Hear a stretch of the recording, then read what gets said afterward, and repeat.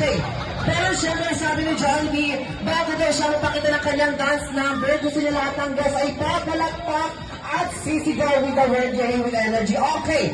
Isang malakas na palakpakan with the word Jay. Gusto ni Jollibee yung rinig hanggang McDonald's.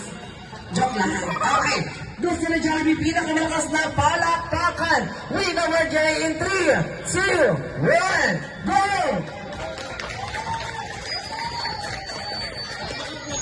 Jollibee, walang energy.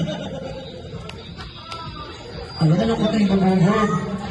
Ayan na, ako nalungkot na yung bubuhod. Ayan na, nakuha na daw kasi energy yung mga guests. Parang hindi daw kumain. Naku, ayan na talaga, nalungkot na si Jollibee. Jollibee, huwag ka na malungkot. Ay, doon talaga si McDonald's. Wala daw kasi energy. Ang hirap ka ng palakpakan, tapos wala daw sumigaw ng yehe. Babay daw. Okay, Jollibee, hindi naman Jollibee. Naku-comfort na ni Jane, o napakabait na bata. Jollibee, ganito na lang Jollibee. Ganito na lang, ituro mo kung sino yung mga hindi bumalakpak, tapos singilin mo sa balanse ni Lola ay Lolo mamaya. Sino-sino yung mga hindi bumalakpak, Jollibee, sino-sino yan? Maraming sila nakita ko. Ayan, ako tignan yung kontrata. Ito na nga ang kontrata. Ayan na, sige magbabayad ng balanse ang makita ni Jollibee hindi pumalakpak. Sino-sino ituro mo? Isa! Dalawa! Naku, nanggigigil si Jollibee. Nanggigigil ako, nanginginig pa.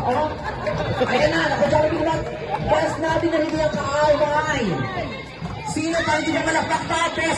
Hindi ko sinigay ng yehe. Wala ng energy mga gas.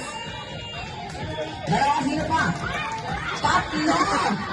Si Sir kailan ng kain. Hindi na pumalakpak tapos hindi sinigaw ng yehe. Okay, Jollibee, tandaan mo yung mga mukhang tatlong nun tapos hindi yung mamaya sa balansa ni Mami. Okay, once again everyone, babawi na tayo lahat. Once again, palakpakan with the word